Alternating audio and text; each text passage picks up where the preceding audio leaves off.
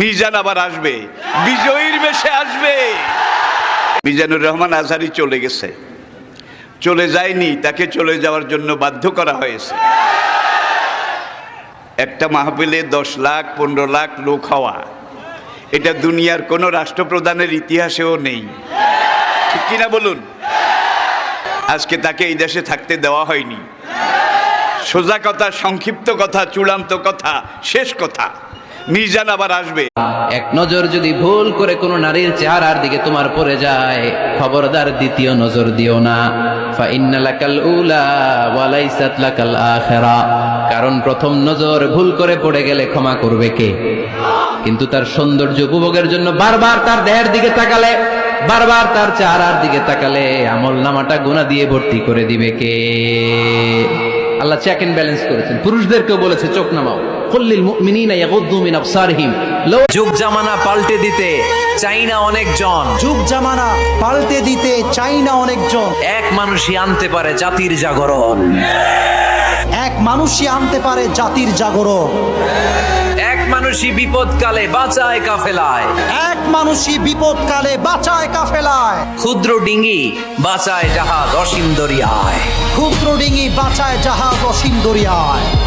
সমাজ পরিবর্তনের জন্য এতজন দরকার নাই, একটা ওমর হইলে বাংলাদেশ ওয়াদ-দুহা, আলোর শপথ।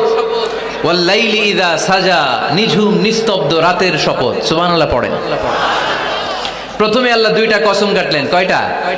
দুইটা। প্রথমে দোহা, প্রভাতের সূর্য কিরণের শপথ, আলোর শপথ। এরপরে অন্ধকারের শপথ কাটলেন।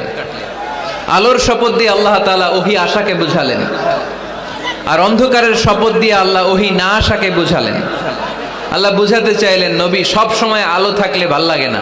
আল্লাহ তুমি আমার গুনাহগার উম্মতকে বাঁচাও। এই দুনিয়ার বুকে রব্বুল আলামিন সব নবীকে একটা করে দাওয়া মুস্তাজাবা দিয়েছেন, মানে যে দোয়া করলে কবুল হয়ে যায় সাথে সাথেই। দুনিয়ার সব নবীরা ওই দোয়াটা দুনিয়ায় করে ফেলেছে। বিশ্বনবী বলবেন, আল্লাহ ওই স্পেশাল দোয়াটা দুনিয়াতে করি নাই, আজকে আমি তোমার দরবারে দাঁড়িয়ে কিয়ামতের দিন ওই দোয়াটা করছি। আল্লাহ, আমার যে উম্মতের হৃদয়ে যাররা পরিমাণ ঈমান আছে, আমার একটা উম্মতকে ইফতারের সামনে রেখে দোয়া কবুল হয়। বিশ্বাস হয়? কি সামনে রেখে? সামনে ইফতারি।